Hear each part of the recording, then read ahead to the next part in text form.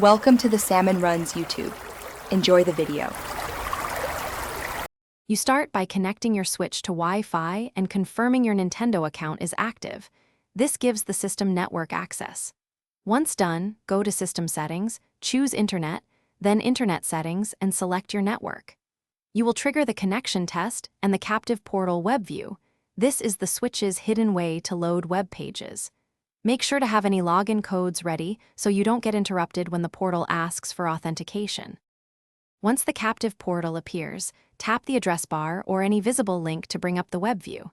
Next, use the on-screen keyboard to type Google.com or paste the URL if you copied it from your phone.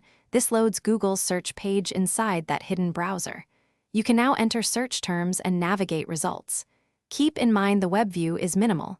Pages can be slow, and some advanced features may not work. So stick to basic searches and text results. You can perform searches and open lightweight pages.